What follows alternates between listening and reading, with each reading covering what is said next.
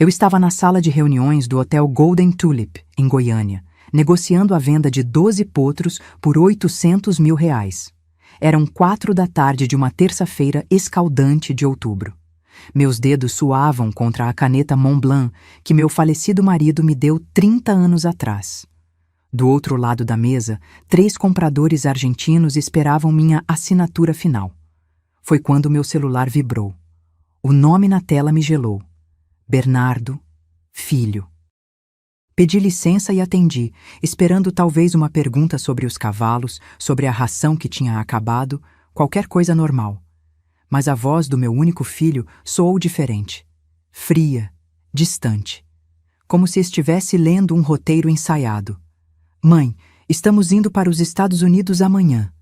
Meu coração falhou uma batida. Como assim, Bernardo? Amanhã? Mas a gente não conversou sobre... Ele me cortou, e naquele corte eu senti anos de distância sendo jogados na minha cara. Sua fazenda e seus cavalos já foram vendidos. Adeus. O mundo ao meu redor desfocou. Os argentinos, a mesa de mogno, os contratos, tudo virou um borrão. Tentei respirar, mas o ar não descia.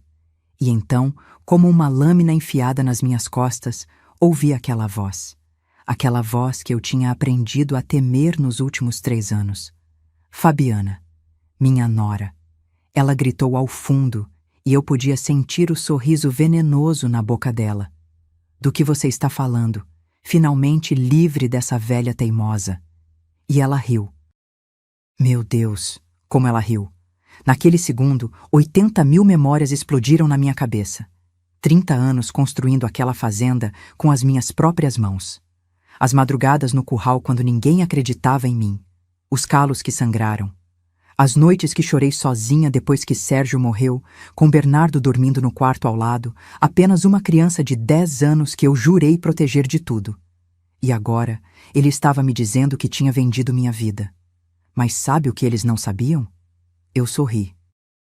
Sim, ali, com lágrimas ameaçando descer, eu sorri. Porque existe uma coisa que filhos manipulados e noras gananciosas nunca entendem. Mulheres como eu não chegam aos 68 anos de idade, comandando 320 hectares de terra, criando cavalos campeões, sem aprender a guardar segredos. Segurei o telefone com força e respondi, com a voz mais calma que consegui. Entendo, Bernardo, mas você esqueceu uma coisa. Silêncio do outro lado. Fabiana gritou, agora com um fio de nervosismo. Do que você está falando? E eu ri. Ri porque a fazenda que eles disseram ter vendido, na verdade, se você quer descobrir histórias reais de coragem, de mulheres que não se deixaram quebrar, se inscreva no canal e ative o sininho. Porque esta história está apenas começando, e o que vem a seguir vai te fazer repensar tudo sobre família, lealdade e justiça. Mas antes de eu contar o que eles esqueceram, você precisa entender quem eu sou. Precisa entender como uma viúva de 38 anos, sozinha, transformou 50 hectares de pasto seco no interior de Goiás em um império que fazia fazendeiros com o dobro da minha idade me pedirem conselhos. Porque o que aconteceu naquele telefonema não foi acidente. Foi o resultado de 40 anos de planejamento silencioso. E quando você entender isso, você vai entender por que eu não apenas sobrevivi àquela traição. Eu a transformei na pior decisão que eles já tomaram na vida. Meu nome é Isadora Mendes, e eu não nasci para ser fraca. Mas houve um dia em que pensei que seria. Um dia em que o chão sumiu debaixo dos meus pés e eu tive certeza de que não conseguiria me levantar. Foi uma sexta-feira de março, há 30 anos. Sérgio tinha acabado de completar 45 anos na quinta anterior. Fizemos uma festa pequena na varanda da nossa casa. Na época, apenas uma construção simples de 3 quartos, com goteiras no telhado e piso de cimento queimado. Ele estava sorrindo naquela manhã. Lembro do cheiro de café coado misturado com o odor de terra molhada que entrava pela janela da cozinha. Sérgio vestia aquela camisa xadrez desbotada que eu implorava para ele jogar fora. Ele beijou minha testa, chamou Bernardo para tomar café, e saiu para o curral como fazia todas as manhãs desde que compramos aqueles 50 hectares. 3 horas depois, o vizinho bateu na minha porta com o rosto pálido. Aneurisma cerebral. Fulminante. Sérgio nem teve tempo de cair do cavalo. O animal sentiu e parou, como se soubesse que seu dono tinha partido. Eu tinha 38 anos. Bernardo tinha 10. E eu não tinha absolutamente nada além de 50 hectares de pasto seco, 17 cabeças de gado magro, uma dívida de R$ 82.000 no banco e um filho que acordava todas as noites chorando, chamando pelo pai. As pessoas da cidade falaram. Ah, como falaram. Isadora vai ter que vender tudo. Pobrezinha, sozinha com um menino, sem profissão, sem estudo. Dá uns 6 meses e ela volta para a casa da mãe. Eu ouvi cada palavra. Engoli cada previsão do meu fracasso como se fosse veneno. E sabe o que fiz? Acordei às 4 da manhã do dia seguinte ao enterro, vesti as botas de couro de Sérgio, que ficavam grandes nos meus pés, calcei as luvas de trabalho dele e fui para o curral. Sozinha. As mãos sangraram na primeira semana. Minha coluna gritava de dor todas as noites. Eu não sabia absolutamente nada sobre manejo de gado, sobre rotação de pasto, sobre vermífugos ou suplementação mineral. Mas eu aprendi. Meu Deus, como eu aprendi! Acordava quando ainda estava escuro. Bernardo tomava café sozinho antes da escola, porque eu já estava no campo. Voltava com as unhas sujas de terra, com hematomas nos braços de segurar mourão de cerca, com queimaduras de sol que descascavam minha pele até sangrar. Teve um dia, nunca vou esquecer, que eu sentei no chão do curral, olhei para as minhas mãos cheias de calos e feridas e chorei. Chorei com raiva. Chorei porque estava exausta. Chorei porque ninguém me ensinava, porque os homens da cooperativa riam da viuvinha que queria brincar de fazendeira, porque o gerente do banco me tratava como se eu fosse uma criança pedindo dinheiro emprestado para comprar doce. Mas sabe o que eu fiz depois de chorar? Levantei, limpei as lágrimas. E voltei ao trabalho. Nos primeiros 5 anos paguei a dívida, toda ela, real por real. Vendi bezerros, economizei em tudo, minha roupa, meu sapato, minha comida. Bernardo usava uniforme escolar até rasgar. Eu costurava à noite. Nós comíamos arroz, feijão e ovo quase todos os dias. Luxo era um frango aos domingos, mas eu não desisti. Aos poucos, a fazenda começou a respirar. Comprei mais gado, aprendi sobre genética bovina com um veterinário que teve pena de mim e me ensinou de graça. Li livros. Fiz cursos por correspondência. Me tornei obcecada. Cada real que entrava, eu reinvestia. E então, há 15 anos, eu tive uma ideia. Vi um manga-larga marchador pela primeira vez numa feira agropecuária em Goiânia. Era um animal magnífico. Pelagem dourada, porte elegante, aquela marcha batida que parecia uma dança. O dono pediu R$ 220.000, uma fortuna. Eu tinha apenas 180 mil economizados em 5 anos de vacas magras. Negociei, implorei. Ofereci pagar em parcelas. Ele riu de mim. Então, mostrei meus livros de contabilidade. Mostrei como, sozinha, eu tinha transformado uma fazenda falida em algo produtivo. Mostrei meu planejamento para os próximos 10 anos. Ele vendeu. E ainda me deu desconto. 190 mil. Aquela égua, estrela da alvorada, mudou minha vida. Em 3 anos, ela me deu 4 potros. Comecei a participar de exposições. Ganhei prêmios. Meu nome começou a circular no mercado. Isadora Mendes, a criadora de manga larga de Goiás. Fazendeiros ricos me ligavam. Compradores vinham de São Paulo, de Minas, até do Rio Grande do Sul. Há 7 anos, vendi um potro campeão por R$ 2.300.000. 2.300.000 reais. Eu, a viúva que ia fracassar. Eu, a mulher que não sabia nada. Eu, que costurava o uniforme rasgado do filho à luz de lamparina para economizar energia. Comprei mais terras. Reformei a casa. Construí estábulos modernos. Contratei funcionários. Minha fazenda passou de 50 para 320 hectares. Virei referência. Homens que riram de mim vieram pedir conselhos. E Bernardo? Meu filho cresceu vendo tudo isso. Vendo a mãe trabalhar como um animal para dar a ele educação, comida, futuro. Paguei faculdade de administração em Goiânia. Ele se formou. Voltou para a fazenda. Eu achei que finalmente teria um parceiro. Alguém para dividir o peso de 3 décadas de luta. Eu estava tão orgulhosa dele, até o dia em que ele conheceu Fabiana, e tudo que eu construí com sangue, suor e lágrimas começou a desmoronar. Bernardo tinha 32 anos quando me ligou, animado, dizendo que tinha conhecido alguém especial. Meu coração se encheu de alegria. Meu filho merecia ser feliz. Ele tinha passado anos focado na fazenda, nos negócios, ajudando a expandir o que eu construí. Namoros rápidos, nada sério. Eu já tinha até perdido a esperança de vê-lo formar família. Mãe, ela é incrível, você vai adorar. Vou levar ela para jantar em casa no sábado. Passei a semana toda preparando aquela noite. Mandei limpar a casa inteira. Comprei flores frescas, girassóis amarelos que coloquei em vasos de vidro na sala. Preparei uma picanha nobre, farofa de castanhas, vinagrete fresco. Até tirei do armário as taças de cristal que ganhei no meu casamento e nunca usava. Queria que ela se sentisse bem-vinda. Sábado chegou, 7 da noite. Ouvi o som do carro de Bernardo na entrada de Cascalho. Meu coração batia acelerado, aquela ansiedade boa de mãe conhecendo a possível nora. Alisei meu vestido de linho verde água, aquele que eu usava em ocasiões importantes, e fui até a varanda. Bernardo saiu do carro sorrindo. E então ela desceu. Fabiana. A primeira coisa que notei foi a idade. Ela era claramente mais velha que meu filho. Descobri depois que 8 anos mais velha, 40 na época.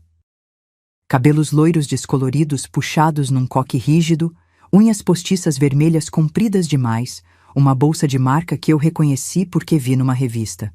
12.000 reais. Ela usava um conjunto de linho bege e salto agulha fino. Salto agulha, numa fazenda. Sorri e abri os braços. Ela me cumprimentou com 2 beijos no ar, aqueles que não tocam de verdade. Suas mãos estavam frias, e quando ela entrou na minha casa, seus olhos... Meu Deus, como seus olhos vasculharam cada detalhe. Não foi um olhar de curiosidade normal. Foi um inventário. Vi quando ela parou na estante de troféus dos cavalos. Vi quando olhou fixamente para o aparador antigo de jacarandá que pertenceu à minha avó. Vi quando seus olhos se fixaram no quadro na parede. Uma pintura a óleo que eu tinha comprado 2 anos antes numa galeria em Goiânia, 28.000 reais, obra de um artista local famoso. Ela sorriu. Mas não foi um sorriso quente. Foi calculista. Durante o jantar, Fabiana falou sem parar. Sobre ela. Sempre sobre ela. Contou que era divorciada, que tinha 2 filhos adolescentes do primeiro casamento, Vinícius, 17, e Laura, 15, que tinha passado por muito sofrimento com o ex-marido, que merecia recomeçar a vida com dignidade. Percebi como ela tocava o braço de Bernardo a cada frase, como inclinava a cabeça quando ele falava, com aquele jeitinho estudado de quem sabe exatamente o que está fazendo. E então ela soltou a primeira farpa. Dona Isadora, deve ser tão cansativo gerenciar tudo isso na sua idade. Finquei o garfo no prato. Bernardo riu, nervoso, tentando suavizar. Mãe é uma leoa, Fabi. Ela não cansa. Mas Fabiana continuou, agora com um tom de falsa preocupação. Mas é muita responsabilidade para uma pessoa só, né? A senhora já fez tanto, já provou tudo o que tinha que provar. Não seria hora de descansar? Aproveitar a vida? Aproveitar a vida. Como se eu estivesse desperdiçando meus dias. Engoli a raiva e sorri. Eu adoro o que faço, Fabiana.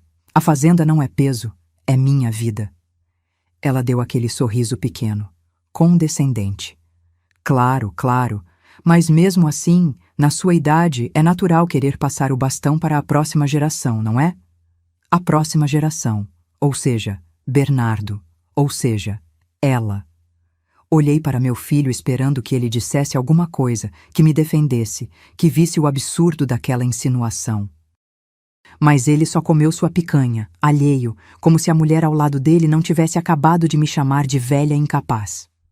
A noite seguiu tensa. Fabiana elogiou a casa. Charmosinha, com potencial para reformas lindas. Elogiou os cavalos. Devem valer uma fortuna, né? Perguntou sobre a escritura da fazenda, sobre testamento, sobre planejamento sucessório. Quem pergunta isso no primeiro jantar? Quando foram embora, Bernardo me abraçou na varanda. E aí, mãe? Gostou dela? Segurei o rosto dele entre minhas mãos. Meu menino, meu único filho. E menti. Se você está feliz, eu estou feliz. Mas naquela noite, deitada na cama, olhando o ventilador girar no teto, eu soube. Soube com cada fibra do meu ser. Aquela mulher não amava meu filho. Ela amava o que eu tinha construído. E ela não iria parar até conseguir tudo. 6 meses depois, Bernardo me ligou dizendo que ia se casar. Não pediu minha bênção. Não perguntou minha opinião. Apenas avisou. A cerimônia seria pequena, só parentes próximos, no cartório de Goiânia. Vesti meu melhor conjunto e fui. Vi Fabiana entrar de branco, um vestido justo demais para uma segunda união. Vi os filhos dela, 2 adolescentes entediados mexendo no celular. E vi meu filho assinar aquele papel como se estivesse assinando o fim da nossa história. Porque foi exatamente isso que ele fez. A partir daquele dia, Fabiana entrou oficialmente na minha vida. E ela tinha planos. Planos que eu ainda não imaginava o quão cruéis podiam ser. Os primeiros 6 meses depois do casamento foram sutis. Tão sutis que eu quase duvidei dos meus próprios instintos. Fabiana se mudou para a casa principal da fazenda com Bernardo. Aquela que eu construí tijolo por tijolo, suor por suor. Trouxe os 2 filhos, Vinícius e Laura, que ocuparam os quartos de hóspedes como se fossem donos. A menina reclamava da internet lenta. O garoto reclamava do tédio da roça. Nenhum dos 2 me cumprimentava direito, mas Fabiana? Ah, Fabiana era doçura pura, na minha frente.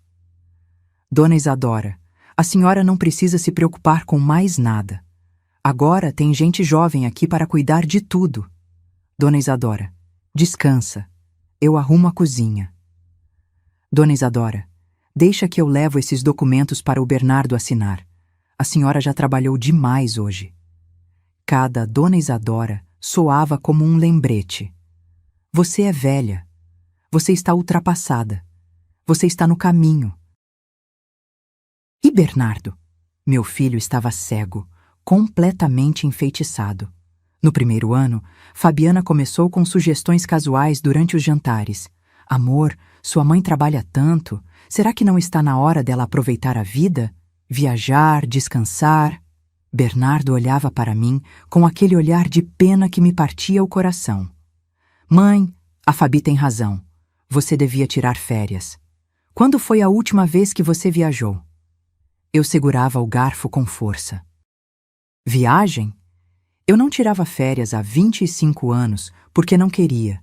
Porque minha fazenda era minha vida. Meus cavalos eram minha alegria.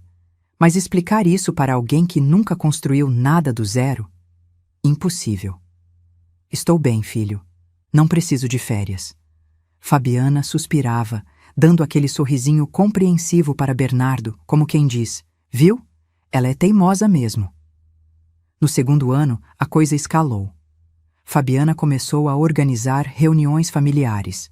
Ela, Bernardo, os 2 filhos dela e eu. Sim, reuniões, na minha própria casa, para discutir o futuro da fazenda. Lembro da primeira como se fosse ontem, uma tarde de domingo, depois do almoço. Fabiana trouxe uma pasta de documentos, colocou na mesa da sala e disse com voz melosa. Dona Isadora, precisamos conversar sobre planejamento sucessório. A senhora não vai viver para sempre, Deus me livre. Mas temos que pensar na continuidade do negócio. Meu sangue gelou.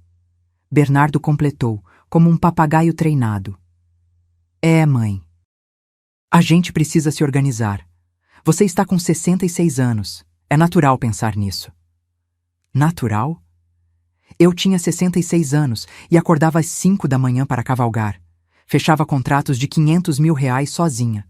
Minha mente estava mais afiada que a de qualquer jovem de 30. Mas Fabiana continuou, agora com lágrimas falsas brilhando nos olhos. A gente se preocupa tanto com a senhora. Carregar esse peso sozinha deve ser exaustivo. Ela sabia exatamente onde apertar. Comecei a perceber mudanças pequenas. Documentos que eu deixava no escritório sumiam. Contratos que eu precisava assinar desapareciam. Bernardo começou a tomar decisões sem me consultar. Vendeu 3 éguas reprodutoras sem me avisar. Quando questionei, ele respondeu: Mãe, você estava dormindo. Não quis te acordar. Você precisa descansar mais. Descansar. Aquela palavra maldita.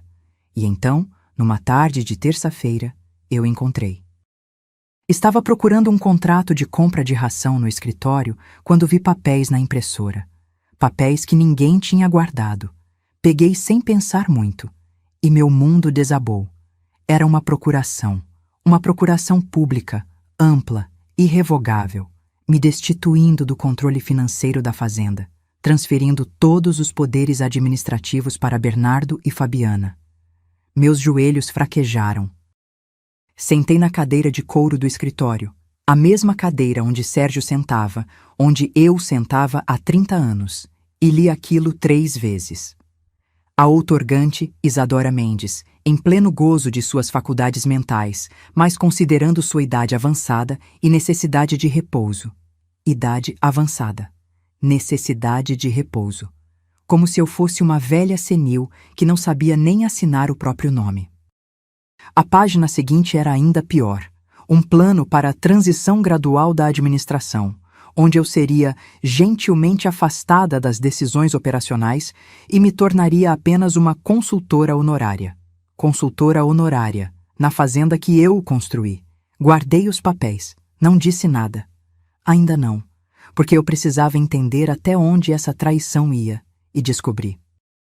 2 semanas depois, durante um almoço, Fabiana soltou a bomba na frente dos filhos dela, como se fosse a coisa mais natural do mundo.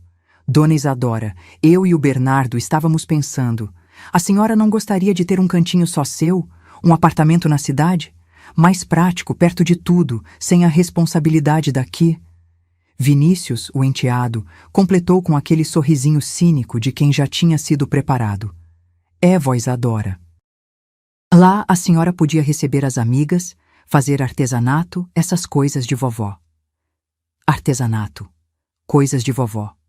Olhei para Bernardo. Meu filho, o menino que eu criei, que acordava chorando aos 10 anos chamando pelo pai morto, e eu acalentava, prometendo que nunca o abandonaria. Esperei que ele dissesse alguma coisa, que me defendesse, que lembrasse quem eu era. Mas ele só baixou os olhos e murmurou: Mãe, a gente só quer o melhor para você. Você está confusa. Isso é normal na sua idade. Confusa. Aquela palavra ecoou na sala como um tiro. Eu não estava confusa.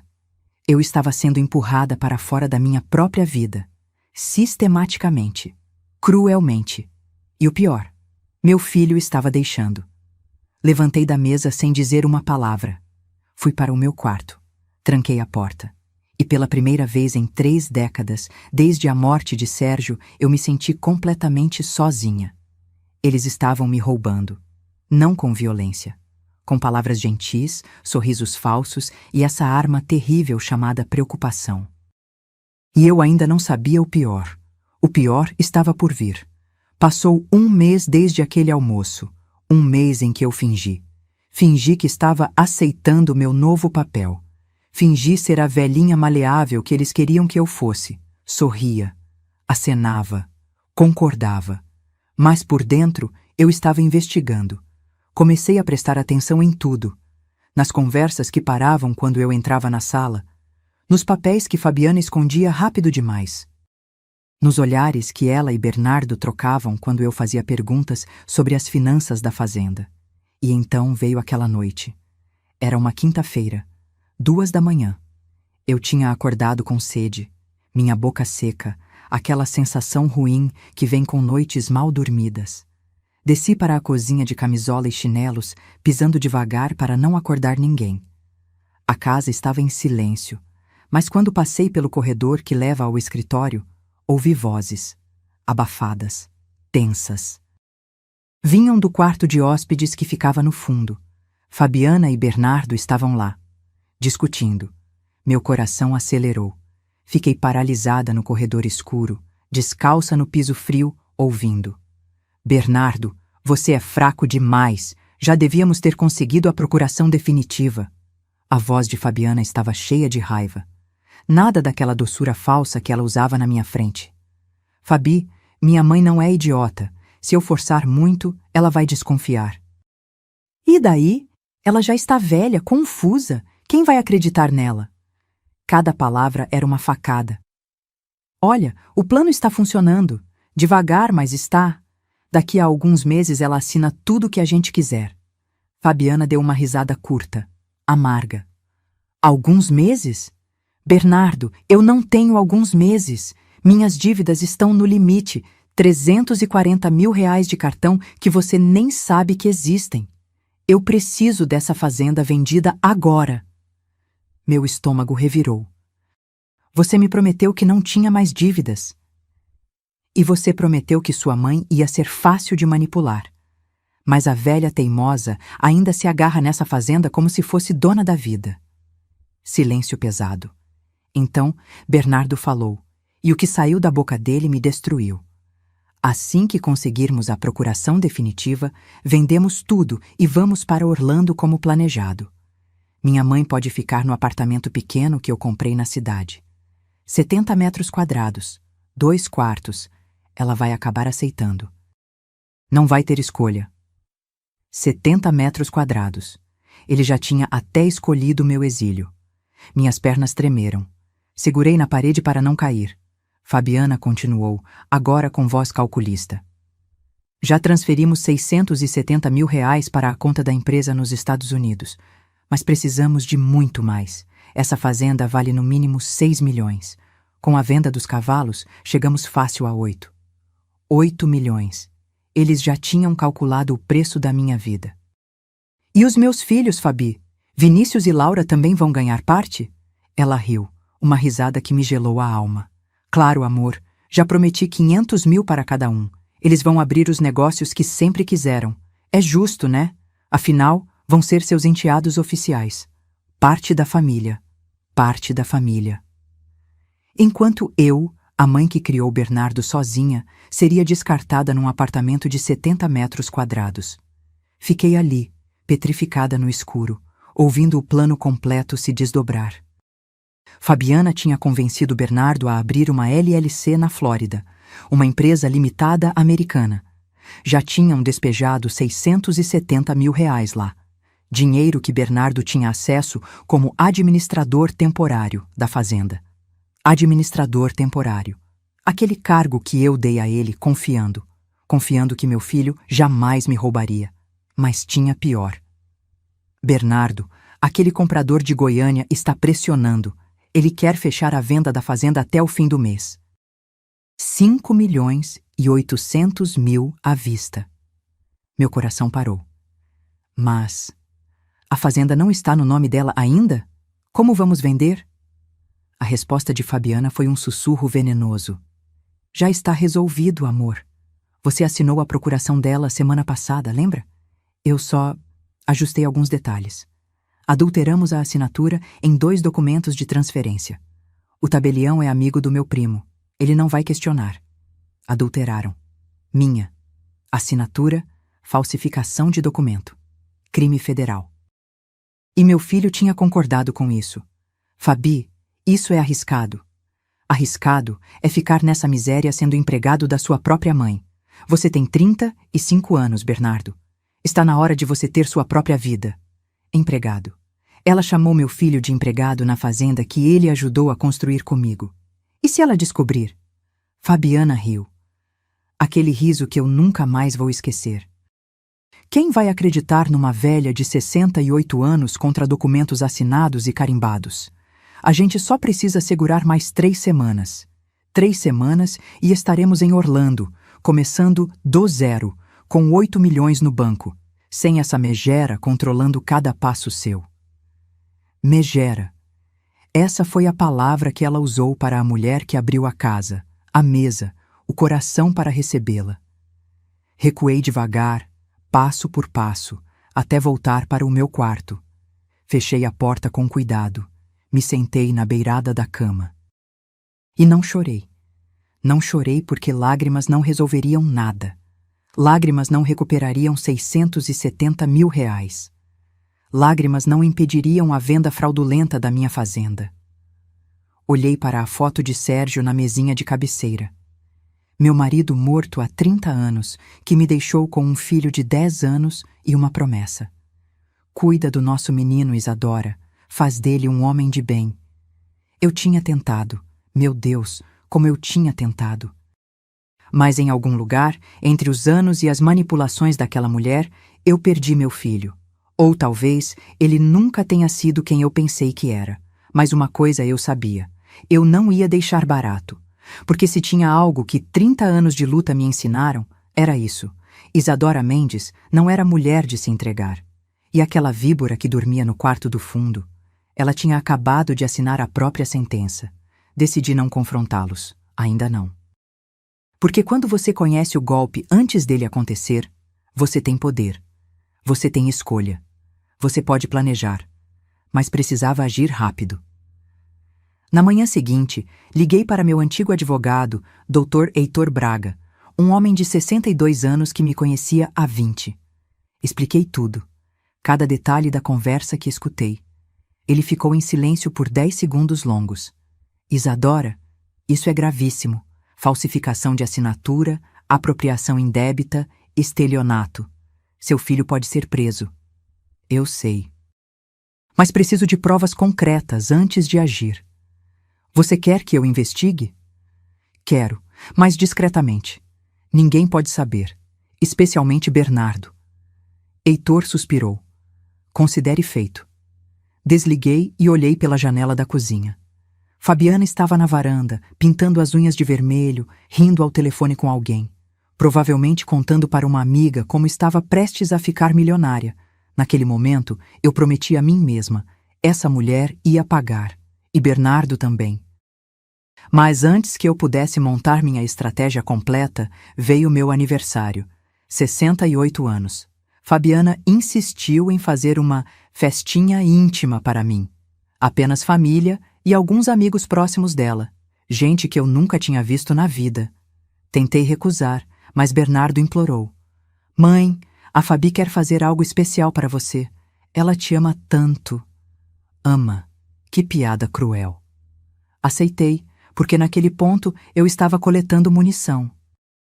Cada palavra, cada gesto falso, cada humilhação, tudo ia ser usado contra eles. O almoço foi no domingo, 12h. Fabiana decorou a mesa com arranjos de flores artificiais, lírios de plástico rosa-choque que eu odiava. Fez uma lasanha requentada e comprou um bolo industrializado da padaria com aquela cobertura doce demais. Chegaram 10 pessoas, amigos de Fabiana, um casal de empresários de Goiânia, 2 amigas dela que não paravam de tirar selfie, o primo dela, aquele do tabelião corrupto. Gente superficial, barulhenta, que não sabia nem meu nome direito. Me sentei na ponta da mesa, na minha própria casa, como uma convidada. E então começou. Durante o almoço, Fabiana levantou a taça de vinho barato e fez um brinde. Alto, para todos ouvirem. Quero brindar a dona Isadora, que hoje completa 68 anos. Uma mulher. Como posso dizer? De muita fibra, né? Construiu essa fazenda todinha, sozinha, depois que ficou viúva. As pessoas aplaudiram educadamente. Ela continuou. Agora com aquele tom de pena que me fazia querer gritar. Mas toda mulher forte precisa saber a hora de parar, né, gente? A dona Isadora já fez tanto, já provou tanto. Agora é hora de descansar e deixar que a gente, a nova geração, cuide de tudo. As amigas dela concordaram com a cabeça, fazendo aquelas caras de coitadinha.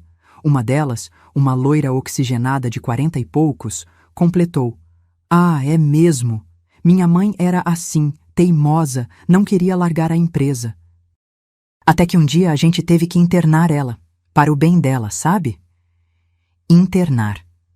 A palavra ficou suspensa no ar como veneno. Fabiana sorriu. Aquele sorriso. Pois é, a gente torce para não chegar nesse ponto com a dona Isadora. Mas às vezes a velhice traz confusões, né? É natural. Olhei para Bernardo esperando, implorando, que ele dissesse alguma coisa, que defendesse a mãe dele, que lembrasse a essas pessoas quem eu era. Mas ele apenas tomou um gole de vinho, olhando para o prato. Covarde. A pior parte veio na hora do bolo. Fabiana trouxe aquela coisa enjoativa da cozinha, cantando parabéns sozinha. Ninguém acompanhou. Colocou na minha frente e disse, alto, para toda a mesa: "Vamos, dona Isadora, só para as velhinhas, aproveita que ainda tem fôlego." Risadas, risadas da mesa inteira, como se eu fosse uma piada, uma relíquia, uma velha inútil sendo tolerada na própria casa. Soprei as velas. Não fiz pedido. Para quê? Naquele momento, eu não tinha esperança de nada. Quando o almoço terminou, tentei falar sobre a fazenda, sobre um contrato importante que precisava fechar, sobre os cavalos que precisavam de atenção veterinária. Fabiana me interrompeu, batendo palmas como se falasse com uma criança teimosa.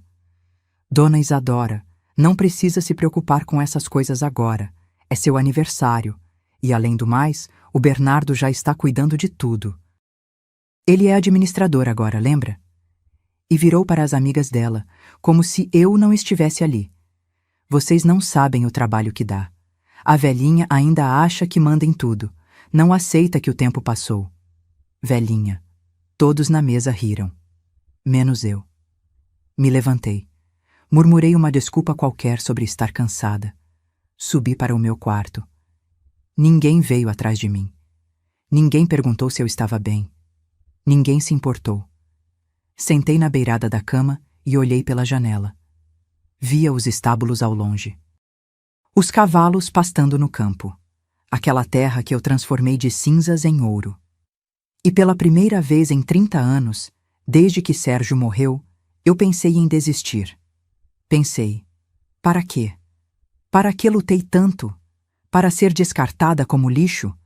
Para ser chamada de velha confusa, de teimosa, de peso morto? As lágrimas vieram, quentes, raivosas. Chorei sozinha no meu quarto, no dia do meu aniversário, enquanto lá embaixo as pessoas riam e comiam meu bolo sem mim. Me senti invisível, descartável, pequena. Mas sabe o que acontece quando você chega no fundo do poço? Você tem duas escolhas: afundar ou impulsionar para cima com força total. E eu não era mulher de afundar. Na manhã seguinte, acordei antes do sol nascer.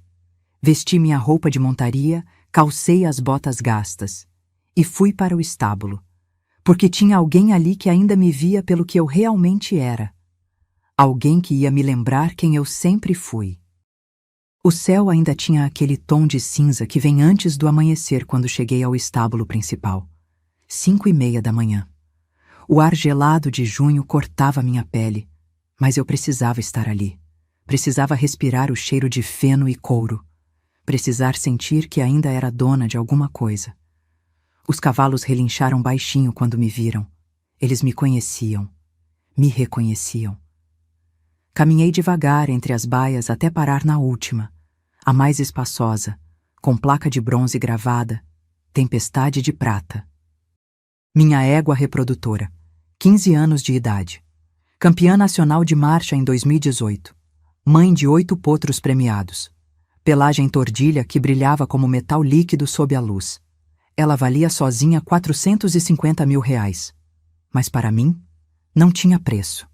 Abri a porta da baia, esperando que ela viesse até mim como sempre fazia, colocando o focinho quente na minha mão, pedindo carinho. Mas ela não veio. Estava encostada no canto do fundo. Imóvel. Tempestade? Entrei devagar. E foi quando vi. A égua tinha um ferimento aberto na cernelha, aquela região entre o pescoço e o dorso. Sangue seco grudado no pelo. A água do bebedouro estava suja, esverdeada. O feno, mofado, fedendo. Meu coração disparou. Cheguei perto dela, passei a mão suavemente no pescoço. Ela estremeceu. Virou a cabeça e me olhou com aqueles olhos escuros, profundos, e eu jurei que vi dor ali. Dor e desamparo. Quem fez isso com você? Examinei o ferimento. Era recente. 1 dia, talvez 2. Marca de chicote ou vara. Alguém tinha batido nela. A raiva subiu pela minha garganta como lava. Saí da baia e fui direto para o escritório do estábulo. Era cedo, mas o novo tratador que Fabiana tinha contratado, um tal de Osvaldo, homem de uns 40 anos, magro, com cara de poucos amigos, já estava lá, tomando café e mexendo no celular. Bati na porta. Ele levantou os olhos, entediado. Quem está cuidando da tempestade de prata? Ele deu de ombros. Eu, ué. Então me explica o ferimento que ela tem. Osvaldo levantou irritado, como se eu estivesse atrapalhando o dia dele. Aquela égua tá rebelde. Não quis entrar no brete ontem para a limpeza. Tive que dar uns tapas. Uns tapas. Na minha campeã nacional. Na minha tempestade. Minha voz saiu gelada. Pega suas coisas. Você está demitido. Ele riu. Riu na minha cara. A senhora não pode me demitir. Quem me contratou foi a dona Fabiana. Ela que manda agora. Ela que manda agora. Aquelas 5 palavras foram como um soco no estômago. Mas então algo dentro de mim quebrou. Não sei se foi a humilhação do dia anterior. Não sei se foi ver minha égua machucada. Não sei se foi ouvir aquele verme dizer que outra pessoa mandava na minha fazenda. Mas algo se rompeu. E o que saiu não foi a mulher cansada, humilhada, invisível. Foi Isadora Mendes, a mulher que transformou pó em império. Dei 2 passos na direção dele. Olhei nos olhos dele com uma intensidade que fez o sorriso sumir da cara dele. Eu não perguntei quem te contratou. Eu disse, você está demitido. Pega suas coisas e sai da minha propriedade antes que eu chame a polícia por maus tratos a animais. Ele tentou argumentar, mas eu não deixei. Peguei o telefone, disquei para o caseiro da fazenda, seu Valdir, homem de confiança que trabalhava comigo há 18 anos, e ordenei. Valdir, o Osvaldo está saindo agora. Acompanha ele até o portão, e a partir de agora, ninguém é contratado ou demitido sem minha autorização. Ninguém. Osvaldo saiu bufando, xingando baixo. Não me importei. Voltei para o estábulo, para a tempestade. Passei as 2 horas seguintes cuidando dela pessoalmente. Limpei o ferimento com soro fisiológico e pomada antibiótica. Troquei a água. Coloquei feno fresco. Escovei cada centímetro da pelagem dela, falando baixinho, pedindo desculpas por ter deixado aquilo acontecer. E enquanto fazia isso, enquanto sentia o calor do corpo da égua, o cheiro forte do estábulo, o sol nascendo pela janela, algo em mim se acendeu novamente. Tempestade encostou o focinho no meu ombro. Aquele gesto simples que ela sempre fazia. Seu jeito de dizer, está tudo bem, estou aqui. Foi quando entendi. Aquela égua tinha 15 anos. Tinha sido campeã. Tinha dado crias valiosas. Tinha construído legado. E ainda assim, lutou quando foi maltratada. Não se entregou. Não aceitou passivamente. Se ela podia lutar, eu também podia. Encostei minha testa na dela. Fechei os olhos. E fiz uma promessa. Ninguém mais vai machucar você. E ninguém mais vai me machucar. Saí do estábulo às 8 da manhã com a mente afiada, clara, determinada. Fui direto para a cidade. Dirigi os 58 quilômetros até Goiânia sem parar. Entrei no escritório do Dr. Heitor Braga sem marcar hora. Ele estava em reunião, mas quando a secretária disse que era urgente, ele me recebeu imediatamente. Isadora, você está bem? Sentei na poltrona em frente à mesa dele.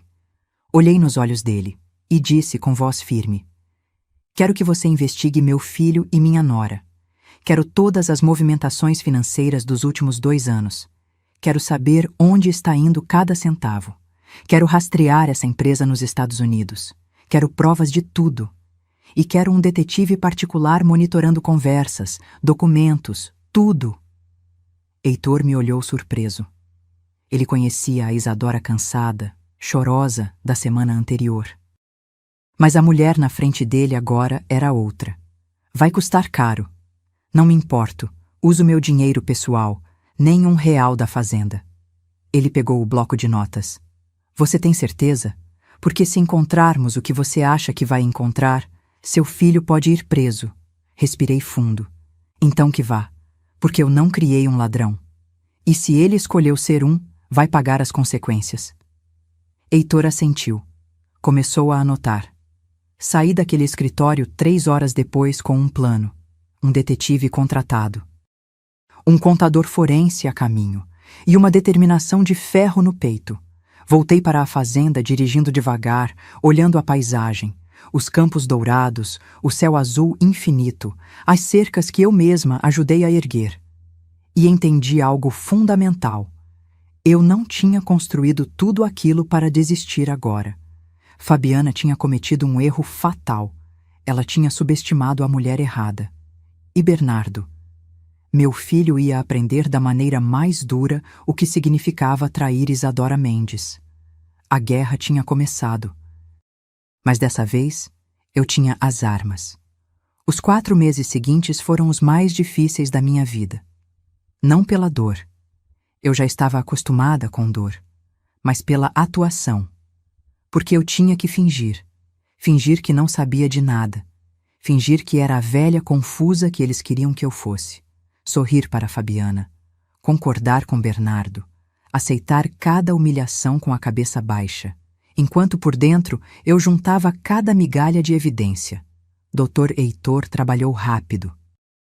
Em 2 semanas, o detetive particular que ele contratou, um ex-policial federal chamado Ricardo Tavares, já tinha começado a destrinchar a vida de Fabiana e Bernardo. As reuniões aconteciam sempre na cidade, num café discreto perto do fórum. Eu inventava desculpas. Vou ao médico. Vou resolver coisas no banco. Vou visitar uma amiga. Fabiana nem questionava. Ela achava que eu estava finalmente aceitando o meu lugar. A primeira bomba caiu numa terça-feira de agosto. Ricardo colocou uma pasta na mesa do café. Dentro, extratos bancários. Dona Isadora, sua nora tem R$343 mil em dívidas de cartão de crédito. 6 cartões diferentes, todos no limite. Meu estômago revirou. 343 mil? Compras de luxo, roupas de grife, joias, restaurantes caros. Ela estava mantendo um padrão de vida que não podia pagar e escondendo tudo do seu filho. Peguei os extratos. Li linha por linha. Lojas que eu nunca tinha ouvido falar. Valores absurdos. R$12 mil num jantar. 28 mil numa bolsa. 50 mil numa clínica de estética. Enquanto eu usava a mesma bota há 8 anos. Tem mais, Ricardo continuou, passando outros documentos. Ela prometeu aos filhos do primeiro casamento, Vinícius e Laura, que eles receberiam herança da sogra para abrir negócios. Mostrou mensagens de WhatsApp que ele conseguiu interceptar. Meu sangue gelou lendo. Fabiana para Vinícius. Calma, filho. Daqui 3 meses, quando a velha assinar tudo, você vai ter seu dinheiro para a loja de games. 500 mil como prometi. Fabiana para Laura. Filha, seu salão de beleza vai sair. A fazenda vai ser vendida e você vai ter seus 500 mil também. Só precisa ter paciência com essa sogra teimosa. Eles estavam contando meu dinheiro, dividindo minha vida antes mesmo de eu morrer. Mas o pior ainda estava por vir. Ricardo abriu o laptop, mostrou movimentações bancárias da conta de Bernardo como administrador da fazenda. Nos últimos 18 meses, seu filho transferiu R$670 mil para uma conta da LLC que eles abriram na Flórida, Sunshine Farms, LLC. 670 mil reais. Dinheiro da venda de gado, de cavalos, de contratos que eu fechei, desviado para os Estados Unidos. E tem mais. Eles já venderam 30 bezerros de forma antecipada, receberam 420 mil de um frigorífico de Anápolis e o dinheiro sumiu. Não entrou na contabilidade da fazenda. 420 mil reais. Simplesmente evaporados. Fiz as contas mentalmente. Já tinham roubado mais de R$1 milhão de mim. E a fazenda? Perguntei com a voz tremendo. Eles realmente tentaram vender? Ricardo assentiu sério. Sim, encontrei um contrato preliminar de compra e venda. O comprador é Wilson Amarante, empresário do agronegócio de Goiânia. Valor: 5.800.000 reais. 5.800.000. Por uma propriedade que valia facilmente 8 milhões. O pior é que eles usaram falsificação da sua assinatura em 2 documentos de transferência. Já pedi para um perito grafotécnico analisar. É falsificação grosseira, mas foi autenticada por um tabelião corrupto, primo da sua nora. Crime. Crime federal. Meu filho tinha cometido um crime. Respirei fundo. As mãos tremiam. Ricardo percebeu e colocou a mão sobre a minha. Dona Isadora, eu sei que é difícil, mas você precisa decidir. Quer seguir com isso? Porque se seguirmos, seu filho vai responder criminalmente. Olhei pela janela do café. Vi pessoas passando na rua, gente normal, vivendo vidas normais. E pensei, eu poderia ter tido isso. Uma velhice tranquila, um filho grato, respeito. Mas não, eu tinha que estar ali, descobrindo que meu próprio sangue estava me traindo. Quero todas as provas, respondi, firme. Gravações, documentos, testemunhas, tudo. Ricardo sorriu. Não um sorriso alegre, um sorriso de respeito. Já estamos nisso. Instalei escutas no escritório da fazenda, com autorização judicial, tudo legal. Nas últimas 3 semanas, gravamos 12 horas de conversas entre Fabiana e Bernardo. Planejamento detalhado de como vão dividir o dinheiro, como vão te convencer a assinar uma procuração irrevogável. Como vão te ajustar num apartamento pequeno enquanto eles vivem nos Estados Unidos? Ajustar. Como se eu fosse um móvel velho que não serve mais. Nas semanas seguintes, Ricardo trouxe mais, muito mais. Conversas gravadas de Fabiana chamando Bernardo de fraco e manipulável para as amigas. A conta bancária secreta onde ela depositava dinheiro de pequenas vendas da fazenda que Bernardo autorizava. Mensagens dela para o ex-marido pedindo dinheiro emprestado, porque o novo trouxa ainda não liberou toda a grana da sogra. Trouxa. Ela chamou meu filho de trouxa. E o mais chocante, descobri que Fabiana tinha planejado tudo desde antes do casamento. Ela tinha investigado Bernardo, descoberto sobre a fazenda, sobre meu patrimônio. Tinha se aproximado dele propositalmente, um golpe calculado. Meu filho não foi sedutor, foi caçado, mas isso não o isentava. Porque, em algum momento, ele escolheu o dinheiro, escolheu a esposa manipuladora, escolheu me trair. No final de novembro, 4 meses depois que comecei a investigação, Ricardo colocou um pendrive na minha mão. Aqui está tudo, Dona Isadora. Provas suficientes para prender os 2: estelionato, falsificação, apropriação indébita. Seu advogado pode entrar com representação criminal. Guardei o pendrive na bolsa. Aquele pequeno objeto de plástico continha a destruição da vida de Fabiana. E de Bernardo, meu filho. Aquela noite, sentei sozinha na varanda. Olhei as estrelas, pensei em Sérgio, no que ele faria, no que ele diria, e decidi. Não ia apenas expô-los.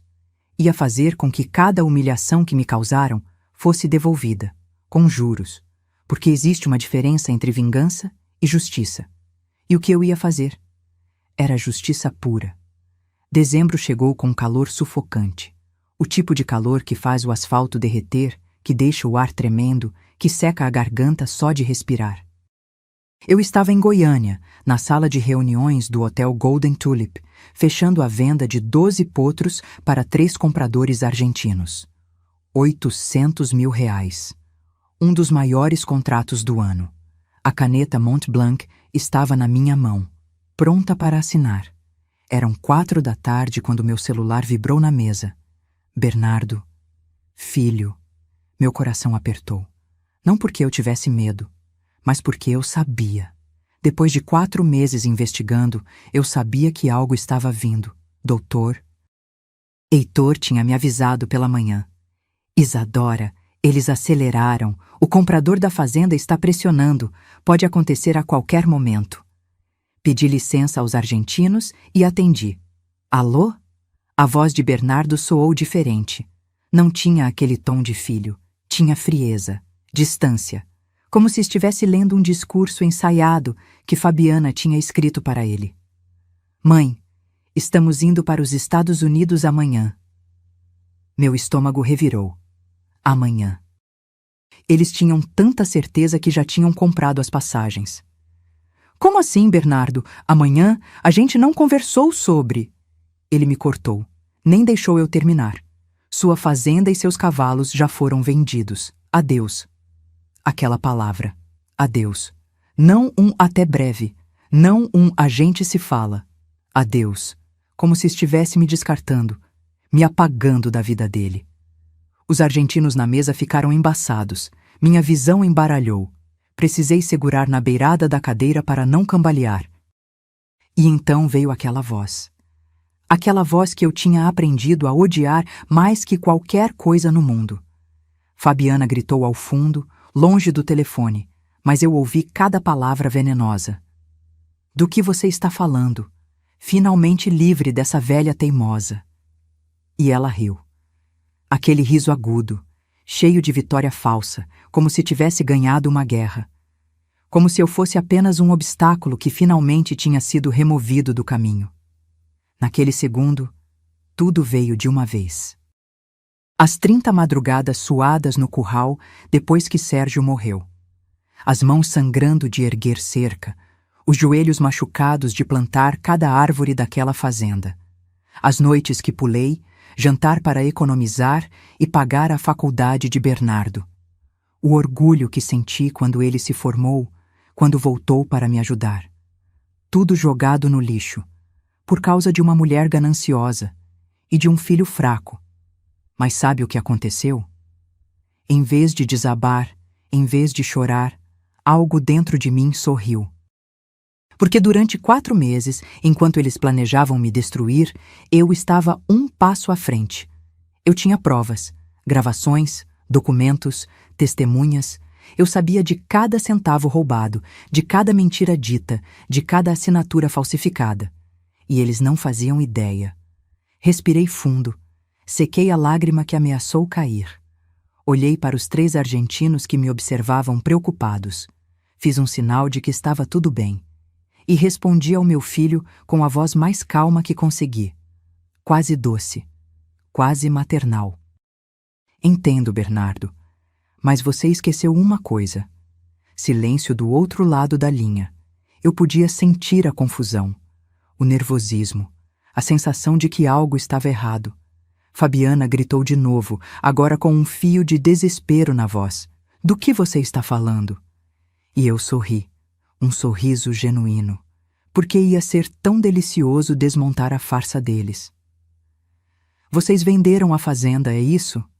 Bernardo gaguejou. Eu, sim.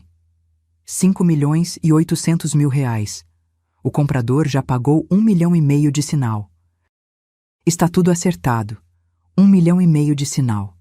Dinheiro que eles já tinham embolsado. Dinheiro que teriam que devolver. E os cavalos? Também venderam? Todos, menos a Tempestade, porque ela está velha, ninguém quis. Velha, como eu. E a papelada? Está tudo certo? Silêncio, um silêncio pesado. Está, mãe. Tudo assinado e autenticado. Menti. Eu sabia que era mentira. Sabia que tinham falsificado minha assinatura. Sabia que o tabelião era corrupto. Sabia de tudo. Entendo.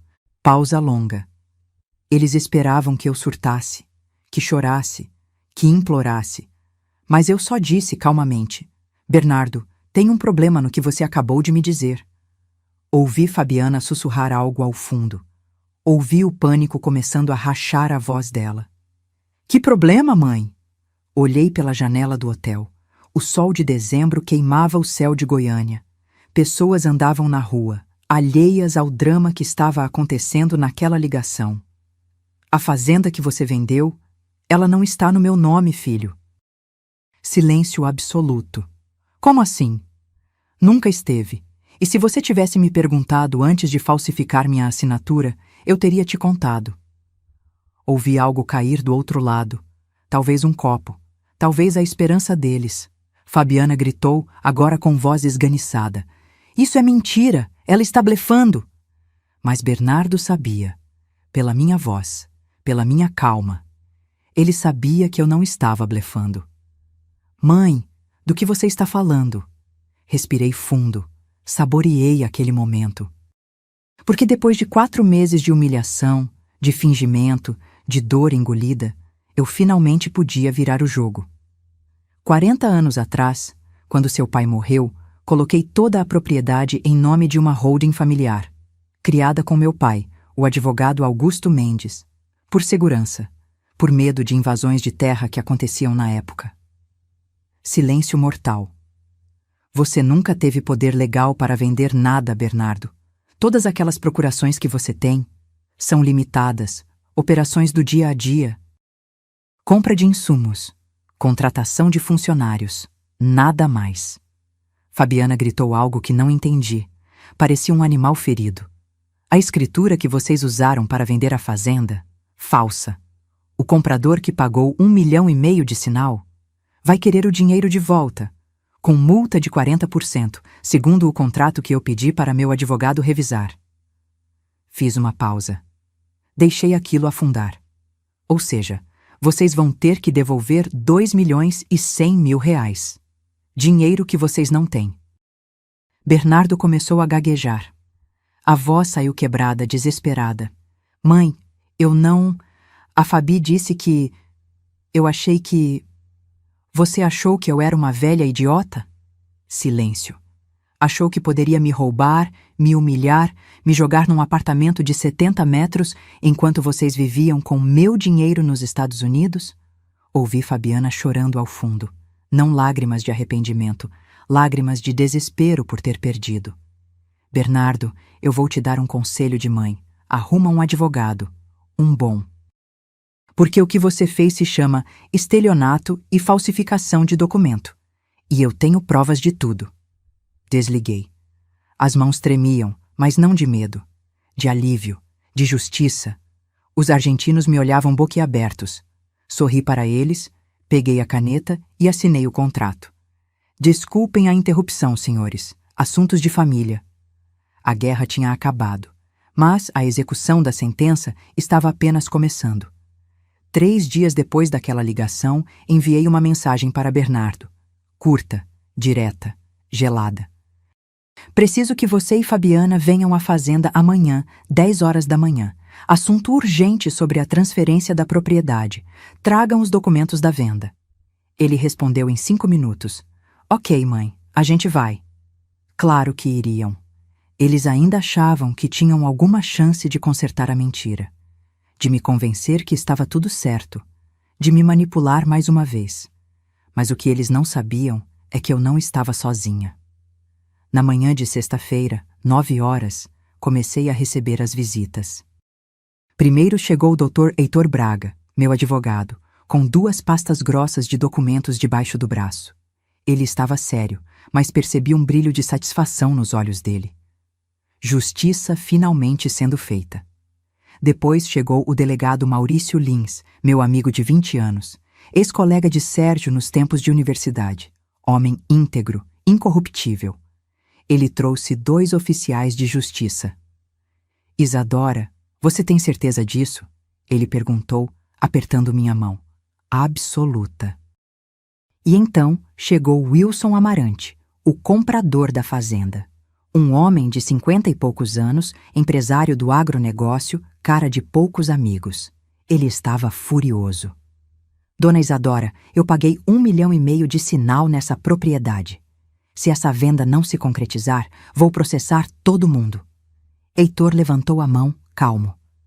Senhor Wilson, o senhor foi vítima de uma fraude. A senhora Isadora não autorizou venda nenhuma. A assinatura nos documentos é falsificada. Wilson ficou branco. Falsificada? Vamos provar isso hoje. E o senhor terá seu dinheiro de volta. Pode ficar tranquilo. Às 10 horas em ponto, ouvi o som do carro de Bernardo na entrada de Cascalho. Todos estávamos na sala principal. Eu sentada na poltrona de couro que Sérgio amava, Heitor à minha direita, Maurício à esquerda, os 2 oficiais de pé ao fundo, Wilson sentado em outra poltrona, de braços cruzados. Bernardo e Fabiana entraram pela varanda. Eles estavam radiantes, sorridentes. Bernardo usava camisa social clara, calça jeans, sapato novo. Fabiana estava de vestido rosa, maquiagem perfeita, aquele sorrisinho vitorioso no rosto. Carregava uma pasta, provavelmente com as passagens para Miami, comprovantes de depósito, sonhos de riqueza. Mas quando abriram a porta da sala e viram toda aquela gente, o sorriso morreu. Fabiana parou. Bernardo também. Os olhos deles correram de pessoa para pessoa, tentando entender. Mãe, o que está acontecendo aqui? Bernardo tinha medo na voz. Reconhecia o delegado. Via os oficiais de uniforme. Fabiana tentou disfarçar, forçando um riso nervoso. Dona Isadora, que reunião é essa? Não era só para assinar os documentos finais? Não respondi.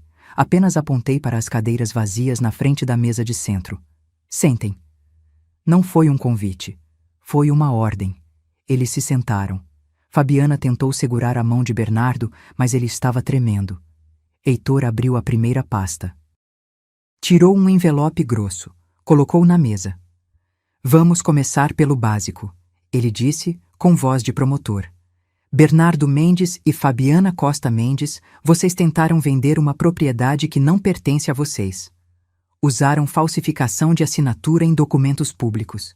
Desviaram mais de R$ 1 milhão em fundos da fazenda para contas pessoais. Fabiana levantou, agressiva. Isso é mentira, nós temos procuração. O Bernardo é administrador. Heitor nem piscou. Procuração limitada. Operações do dia a dia. Nunca, em nenhum momento, houve autorização para a venda de patrimônio. Tirou outro documento. Uma certidão. A Fazenda Santa Helena pertence a Holding Mendes em Filhos Agropecuária Litada, registrada em 1985, sob controle societário majoritário de Isadora Mendes. Bernardo possui 10% de participação, herança do pai, mas não tem poder de decisão sobre venda ou alienação de bens. Bernardo ficou branco como papel. Mas, mãe, você nunca me disse. Nunca te perguntei, respondi gelada. Se tivesse me procurado com respeito, como filho, em vez de me tratar como uma velha no caminho, eu teria explicado tudo. Heitor continuou, implacável. Vocês receberam R$ 1,5 milhão de sinal do senhor Wilson Amarante, aqui presente. Wilson se inclinou, fuzilando os 2 com o olhar. E eu quero meu dinheiro de volta, com os 40% de multa previstos no contrato. Dá R$ 2,1 milhões. Fabiana começou a chorar. Não de tristeza, de pânico. A gente não tem esse dinheiro, já gastamos, já compramos, já transferimos. Já roubaram, completei. R$ 670 mil desviados para os Estados Unidos, 420 mil de venda irregular de gado, mais o sinal de R$ 1,5 milhão. No total, R$ 2,590 mil. Heitor tirou outro envelope. Esse era o mais pesado. Aqui estão as gravações.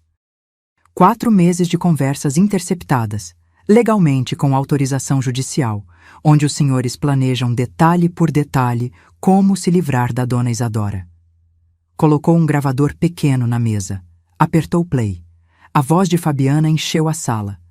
Assim que conseguirmos a procuração definitiva, vendemos tudo e vamos para Orlando. Sua mãe pode ficar no apartamento pequeno da cidade. Ela vai acabar aceitando, não vai ter escolha. Bernardo começou a chorar, baixinho, com as mãos no rosto. Maurício, o delegado, levantou. Tirou algemas do cinto. Fabiana Costa Mendes, Bernardo Mendes, vocês estão presos preventivamente por estelionato, falsificação de documento público e apropriação indébita. Fabiana gritou. Tentou correr. Os oficiais a seguraram. Você está destruindo sua própria família, sua bruxa. Você é uma monstro. Levantei devagar. Olhei nos olhos dela e disse com cada sílaba carregada de 3 anos de humilhação engolida: eu não destruí minha família. Você destruiu quando entrou nela. Os oficiais colocaram as algemas. Fabiana gritava, esperneava. Bernardo apenas chorava, cabisbaixo, derrotado. Antes de saírem, meu filho me olhou. E naquele olhar, eu vi. Vi o menino de 10 anos que perdeu o pai. Vi o jovem que eu criei sozinha. Vi o homem que ele poderia ter sido. E vi o criminoso que ele se tornou. Mãe, me perdoa. Não respondi, apenas virei o rosto, porque perdão, meu filho, se conquista com mudança. E você tinha um caminho longo pela frente. A delegacia de Goiânia estava gelada naquela tarde. Ar-condicionado velho fazendo barulho, cheiro de café requentado e papel velho. Sentei numa cadeira de plástico duro, enquanto o Dr. Heitor conversava com o delegado Maurício sobre os próximos passos. Fabiana estava numa sala de depoimento, gritando com o advogado que conseguiu de última hora. Bernardo estava em outra, calado, olhando para as próprias mãos algemadas. 3 horas depois, saiu a prisão preventiva para ambos. Heitor veio até mim com os documentos. Isadora, o Ministério Público vai oferecer denúncia na semana que vem. As provas são robustas. Eles vão responder por estelionato qualificado, falsificação de documento público e apropriação indébita. Penas somadas, Fabiana pode pegar até 10 anos. Bernardo, por ser réu primário e ter colaborado em parte, talvez 6. 10 anos. 6 anos. Números que pareciam irreais. E se eles fizerem acordo? Bernardo tem mais chances. Se confessar tudo, devolver o que pode, demonstrar arrependimento genuíno, poderia cumprir em regime semi-aberto. Fabiana? Mais difícil. Ela foi a cabeça. Tinha antecedentes de estelionato em outra comarca. Descobrimos ontem. Ela aplicou golpe parecido no primeiro marido. Então era isso. Fabiana era uma golpista profissional, e Bernardo tinha sido apenas mais uma vítima. Um idiota, sim, mas uma vítima. Isso não o inocentava. Mas explicava. Nas semanas seguintes, o processo correu rápido. Maurício era eficiente. O juiz, imparcial. As provas, irrefutáveis. A primeira audiência foi em janeiro. Fabiana entrou na sala algemada, de uniforme laranja da prisão provisória, cabelo desgrenhado, sem maquiagem. Parecia 10 anos mais velha. Gritou comigo. Isso é culpa sua. Você nunca me aceitou. Você me tratou como lixo desde o primeiro dia. O juiz bateu o martelo. Silêncio ou será retirada. Ela chorou. Aquelas lágrimas que ela usava tão bem para manipular. Mas ali, naquela sala fria, não funcionavam mais. Seu advogado tentou alegar que ela tinha sido influenciada emocionalmente, que sofria de transtornos.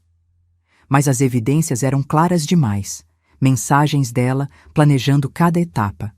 Vídeos dela gastando dinheiro roubado em restaurantes caros. O histórico de golpes anteriores. A sentença de Fabiana saiu em março.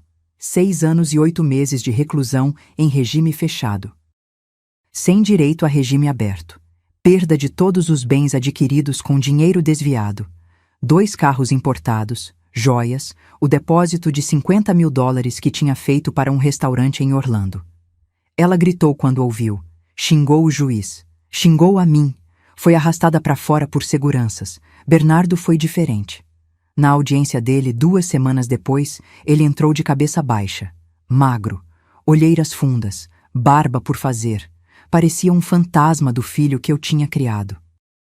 Quando o juiz perguntou se tinha algo a declarar, ele pediu para falar. Levantou, olhou para mim. Eu estava sentada no fundo da sala e a voz dele saiu quebrada. Eu não tenho desculpa.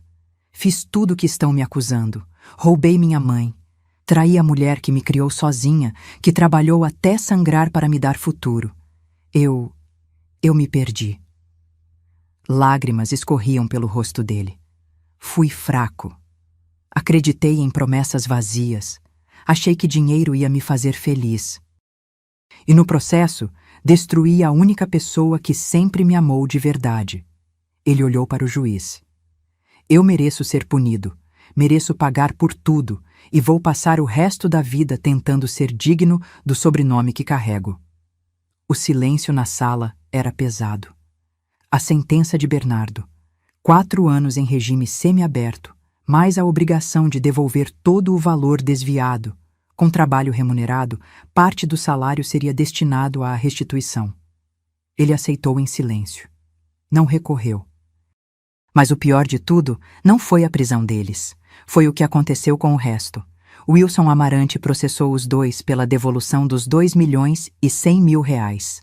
Como eles não tinham o dinheiro, houve penhora de bens. O apartamento de R$380.000, que era de Bernardo, leiloado.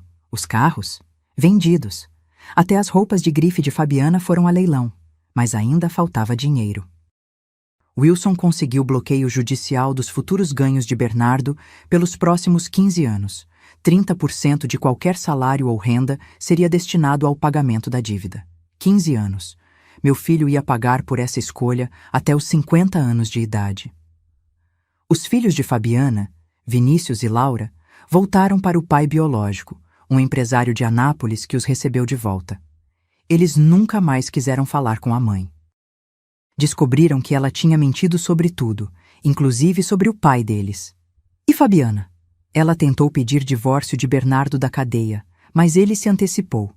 Entrou com ação primeiro, alegando fraude e má-fé desde o início do relacionamento. O divórcio saiu em 2 meses. Sem divisão de bens. Não havia bens para dividir.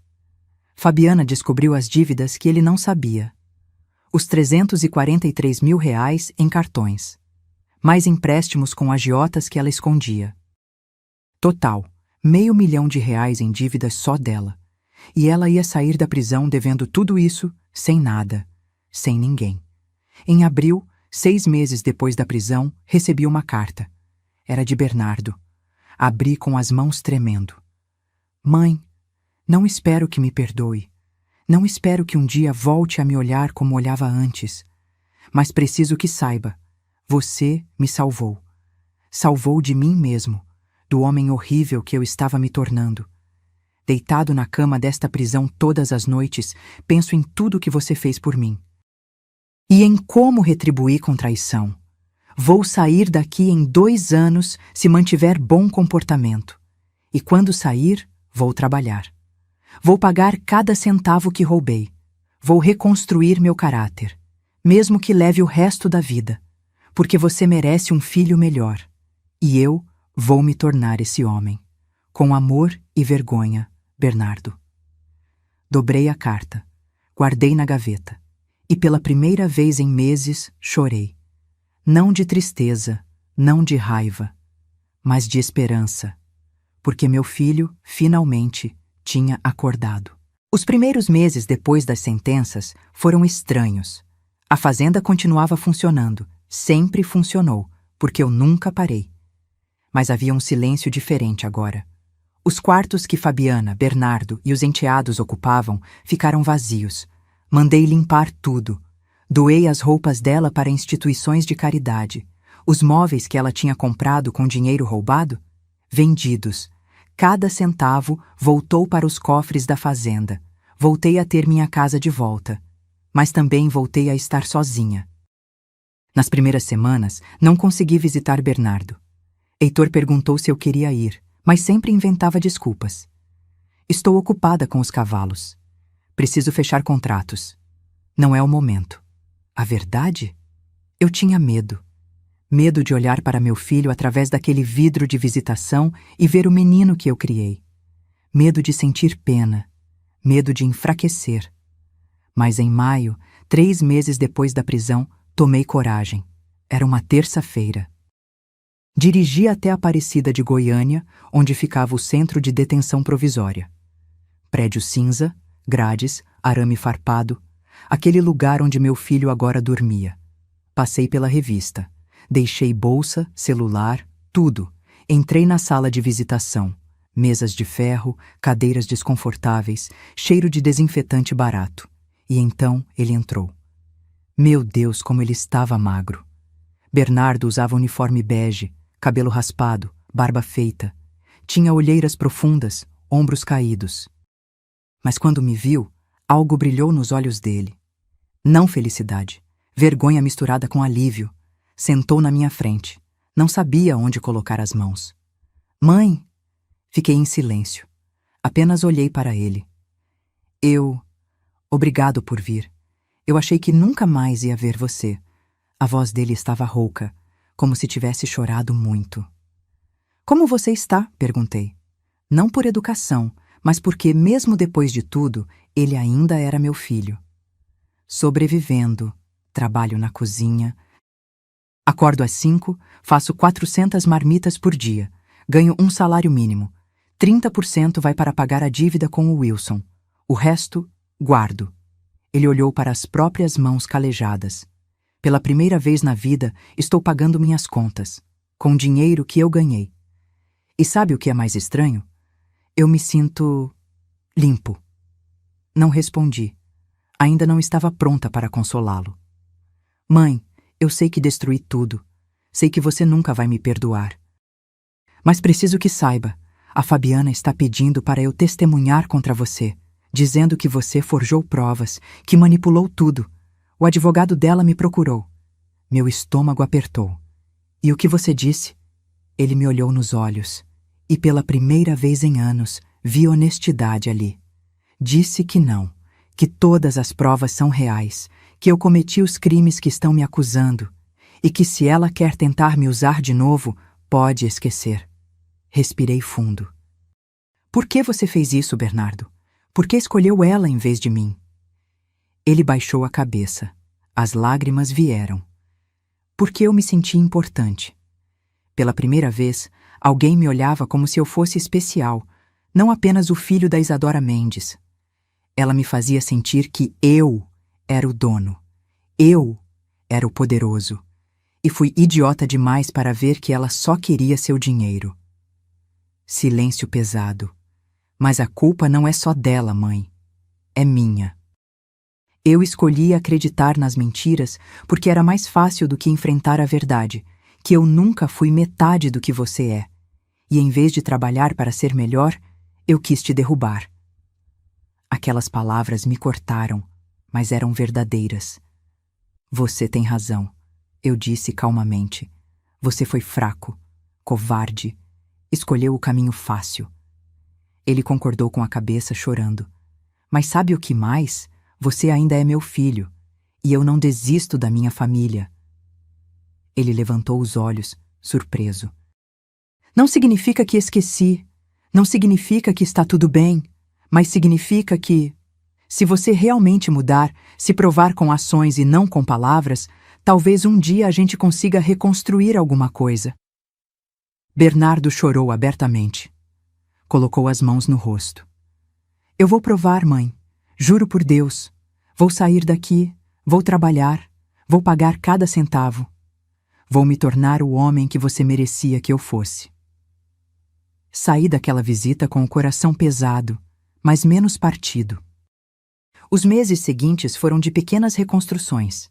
Visitei Bernardo uma vez por mês, sempre conversas curtas. Ele me contava sobre o trabalho na cozinha, sobre os cursos que estava fazendo dentro da prisão, administração, gestão rural, até um curso de ética. Ele estava tentando. Em agosto, ele me ligou da prisão, animado.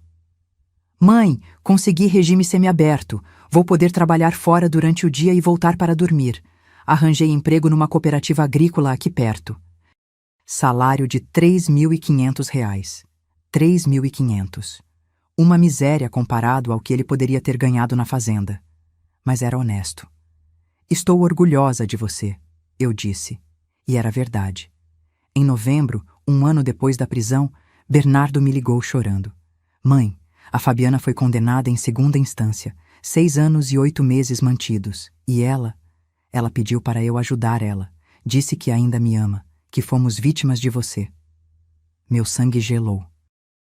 E o que você disse? Disse que o único amor que ela teve foi pela sua fazenda e que eu nunca mais quero ver a cara dela. Desliguei o telefone e sorri. Meu filho estava finalmente acordando de verdade. Em dezembro, quando completou 1 ano e meio de regime semiaberto, ele me ligou com uma pergunta. Mãe, quando eu sair definitivamente daqui 2 anos, você acha que, um dia, eu poderia voltar para na fazenda? Fiquei em silêncio. Não como dono, não como administrador, mas como funcionário, como peão. Quero aprender de novo, do zero, como você aprendeu quando o pai morreu. Olhei pela janela da sala. Vi tempestade de prata pastando tranquila no campo. Vamos ver, Bernardo. Vamos ver se você prova que merece. Vou provar, mãe. Eu prometo. E pela primeira vez em anos acreditei nele. Porque perdão não é esquecer. Perdão é dar uma chance para recomeçar. E meu filho, finalmente, estava fazendo por merecer essa chance. 2 anos e meio se passaram desde aquele dia na sala, quando vi Bernardo e Fabiana algemados. 2 anos e meio de reconstrução lenta, de cicatrizes sarando, de aprender a confiar novamente. E nesse tempo, cada personagem dessa história recebeu exatamente o que merecia. Fabiana cumpriu 3 anos e meio de seus 6 anos e 8 meses quando conseguiu progressão para regime semiaberto por bom comportamento. Segundo o advogado dela, tinha se tornado modelo na prisão. Trabalhou na lavanderia, fez cursos, mas eu sabia a verdade. Gente como Fabiana não muda, apenas aprende a esconder melhor. Quando saiu, em julho de 2028, tentou reconstruir a vida, mas descobriu que reputação não se recupera tão fácil. As dívidas que deixou, R$ 512 mil entre cartões, agiotas e processos, a perseguiam. Teve nome negativado, CPF bloqueado. Não conseguia emprego. Tentou abrir um salão de beleza em Anápolis usando o nome de terceiros, mas faliu em 4 meses.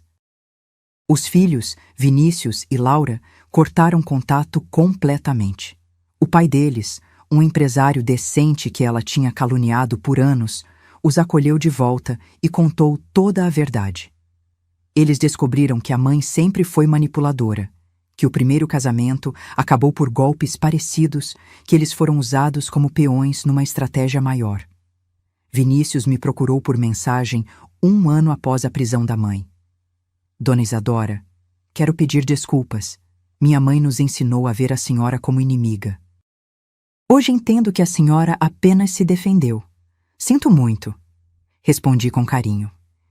Ele não tinha culpa de ter uma mãe golpista. Laura nunca me procurou, mas soube que entrou na faculdade de Direito, trabalhando de dia e estudando à noite, talvez querendo entender como nunca mais ser enganada. Fabiana tentou contato com Bernardo dezenas de vezes, cartas que ele não respondia, ligações que ele não atendia. Até que um dia, ela apareceu na cooperativa onde ele trabalhava. Bernardo me ligou naquela noite, voz firme. Mãe, a Fabiana apareceu hoje. Disse que ainda me ama, que podemos recomeçar, que foi tudo culpa sua por ter armado contra ela. Meu coração acelerou. Mandei ela embora. Disse que o único amor que ela teve foi pela sua fazenda, não por mim. E que se ela aparecer de novo, vou pedir medida protetiva. Sorri do outro lado da linha. Você fez a coisa certa, filho. Aprendi com a melhor. Wilson Amarante, o comprador enganado, levou 3 anos para receber tudo de volta. Foram vendas de bens, penhoras, porcentagens de salários. Ele foi paciente, mas implacável. No final, recebeu os R$ 2.100.000 com juros e correção. Total de 2.400.000. Ele me procurou quando recebeu o último centavo. Dona Isadora, lamento que a senhora tenha passado por isso. Sua fazenda está de pé à venda? Sorri. Não, seu Wilson, nunca esteve e nunca estará. Ele riu, respeitoso. Imaginei, mas precisava tentar. Mulheres como a senhora são raras. Quanto a Bernardo, meu filho mudou, de verdade. Saiu da prisão em definitivo em março de 2029, depois de cumprir 4 anos entre regime fechado e semiaberto. Magro, barbudo, mas com olhos diferentes. Limpos, honestos. Conseguiu emprego fixo na Cooperativa Agrícola de Goiânia, ganhando R$ 4.200 por mês. Alugou um apartamento pequeno de 1 quarto. Comprou móveis de segunda mão. Cozinhava para si mesmo. Pagava as contas em dia. 30% do salário ainda ia para Wilson. Devia levar mais 8 anos para terminar de pagar. Mas ele não reclamava. Estou pagando por minhas escolhas, mãe. E tudo bem. É justo. Visitava a fazenda uma vez por mês. No início, ficávamos conversando na varanda, tomando café. Distante, mas presente. Ele nunca pediu dinheiro. Nunca pediu favores. Apenas queria reconstruir nossa relação. E aos poucos, tijolo por tijolo, fomos reconstruindo. Em junho de 2029, ele me perguntou se podia passar um final de semana na fazenda. Não nos quartos principais, no quarto de empregados. Disse que queria ajudar no manejo dos cavalos, sem ganhar nada, apenas para lembrar como era. Aceitei. Naquele sábado, acordou às 5 da manhã comigo. Foi para o estábulo, limpou as baias, deu banho nos cavalos, trocou o feno. Voltou com as mãos sujas, as roupas molhadas e o maior sorriso que eu tinha visto nele em anos. Tinha esquecido como isso é bom. Almoçamos juntos, conversamos sobre os cavalos, sobre genética, sobre os planos para a próxima temporada de reprodução. Não falamos sobre o passado. Não precisava. Antes de ir embora no domingo à noite, ele me abraçou. Um abraço longo, apertado. Obrigado por não desistir de mim, mãe. Mães nunca desistem, filho. Apenas esperam que os filhos acordem. No final de 2029, Bernardo estava em um relacionamento novo. Uma veterinária da cooperativa, mulher simples, honesta, 2 anos mais nova que ele. Ele me apresentou com nervosismo. Mãe, essa é a Letícia. Ela sabe de tudo. Do meu passado, dos meus erros, da prisão. E mesmo assim quis me conhecer. Olhei para a moça. Ela era bonita de um jeito simples. Cabelo preso, sem maquiagem, mãos calejadas de trabalho. Me cumprimentou com respeito genuíno, sem falsidade. Dona Isadora, é uma honra conhecer a senhora. O Bernardo fala muito da senhora. Coisas boas, espero, brinquei. Ela sorriu. Coisas honestas. E isso é melhor que coisas boas. Gostei dela na hora. Voltei minha atenção para a fazenda. Ela continuava produtiva, lucrativa. Em 2029, faturei R$ 3.200.000. Meu melhor ano. Comprei mais 40 hectares de terra adjacente. Investi em tecnologia nova para os estábulos. Treinei uma equipe de 5 funcionários jovens e dedicados. A fazenda não precisava mais de mim para sobreviver. Mas eu ainda precisava dela. Porque aquela terra não era só negócio, era identidade. Era tudo que eu tinha construído com sangue e suor, quando o mundo disse que eu fracassaria. E olhando para trás, para esses 2 anos e meio, percebi algo. Eu não tinha apenas salvado minha fazenda. Tinha salvado meu filho. Tinha salvado minha própria dignidade. E tinha provado que mulheres como eu não desistem. Não importa a idade, não importa a dor, não importa a traição. Porque dignidade não é algo que te dão. É algo que você conquista todos os dias. Levantando, lutando, resistindo. E, quando necessário, contra-atacando. Em janeiro de 2030, completei 71 anos. Acordei naquela manhã de aniversário, preparei meu café, sentei na varanda olhando o sol nascer sobre os campos dourados da fazenda. Tempestade de Prata pastava tranquila perto do estábulo. Ela tinha 18 anos agora, aposentada da reprodução, vivendo seus dias finais em paz. E tomei uma decisão sobre o futuro, sobre legado, sobre o que realmente importava. Chamei Dr. Heitor para uma reunião. Ele chegou com sua pasta de couro gasta, aqueles óculos de leitura pendurados no pescoço e um sorriso curioso. Isadora, você disse que era urgente. Está tudo bem? Está ótimo, Heitor. Mas preciso mudar algumas coisas no meu planejamento sucessório. Ele abriu a pasta, pegou caneta. Estou ouvindo. Respirei fundo e expliquei meu plano.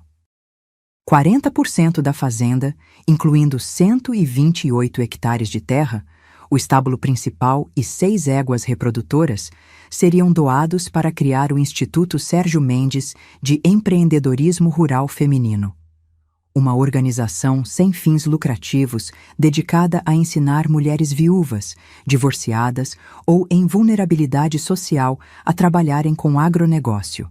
Cursos gratuitos de manejo de gado, criação de cavalos, gestão rural, administração financeira.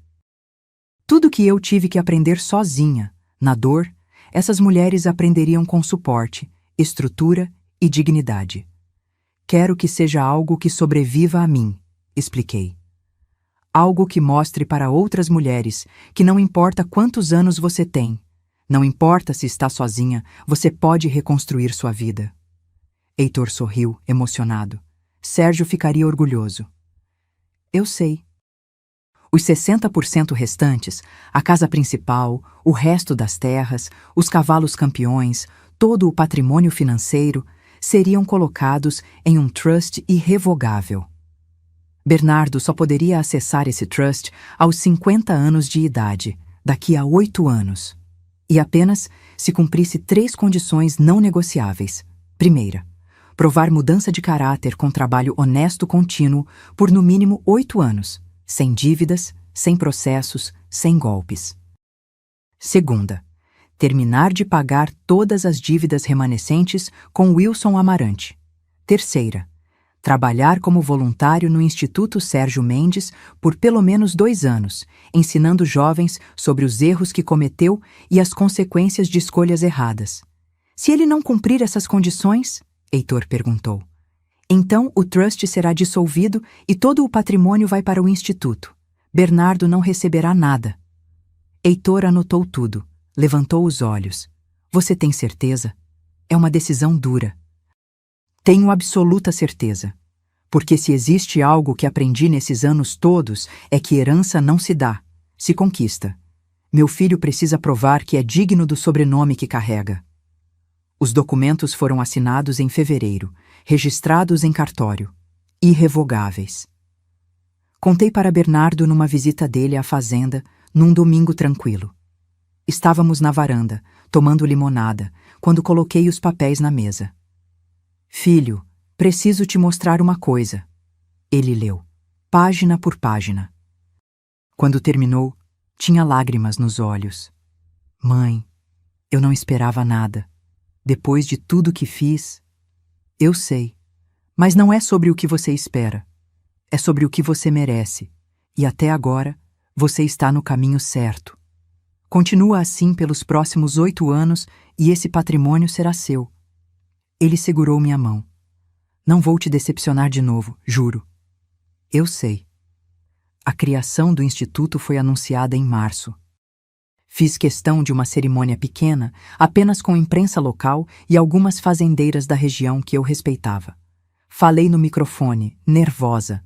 Nunca gostei de holofotes, mas firme. Esse instituto leva o nome do meu marido, Sérgio Mendes, porque foi com ele que aprendi o significado de parceria. Mas leva adiante meu trabalho. Mostrar para mulheres que a gente não precisa de permissão para reconstruir nossas vidas. Precisamos de coragem, conhecimento e apoio. 23 mulheres se inscreveram na primeira turma. Viúvas, divorciadas, mães solteiras. A mais nova tinha 28 anos. A mais velha, 62. Dei aulas pessoalmente nas primeiras semanas. Ensinei sobre cavalos, sobre terra, sobre contratos. Contei minha história, sem enfeites, sem vitimização, apenas fatos. No final da minha fala, uma mulher de 50 anos levantou a mão chorando. Dona Isadora, meu marido morreu há 3 anos, me deixou com dívidas e fazenda abandonada. Eu achei que ia perder tudo, mas ouvindo a senhora, eu sinto que ainda tenho chance. Você tem, minha querida. Você sempre teve. Só precisava de alguém para lembrar você disso. Os meses seguintes foram de satisfação profunda. Ver aquelas mulheres aprendendo, crescendo, conquistando autonomia. Ver a fazenda funcionando perfeitamente, mesmo com parte dela dedicada ao instituto. Ver Bernardo trabalhando honestamente, crescendo como homem. Em junho de 2030, Bernardo me ligou com uma notícia. Mãe, a Letícia está grávida. Meu coração parou. Você vai ser avó. Avó. Depois de tudo, depois da dor, da traição, da reconstrução, eu ia ser avó. Estou feliz, filho, muito feliz. Mãe, eu quero que meu filho, ou filha, cresça conhecendo a avó, conhecendo a história de como você lutou, para que ele aprenda desde cedo, dignidade não se negocia. Desliguei e chorei. Lágrimas boas, de realização. Hoje, sentada na varanda dessa fazenda que construí com sangue e suor, olho para trás e vejo a jornada completa. Vi a pior traição que uma mãe pode sofrer, mas também vi a redenção mais bonita que um filho pode conquistar. Aprendi que família não é só sangue, é respeito, é lealdade, é esforço mútuo. Aprendi que perdão não é fraqueza, é força. Mas perdão sem mudança não é perdão, é permissão para ser ferida de novo. Aprendi que mulheres como eu, mulheres de 71 anos, com rugas, com mãos calejadas, com histórias de dor, não são descartáveis, somos essenciais, porque carregamos sabedoria que só se conquista vivendo, e lutando, e resistindo.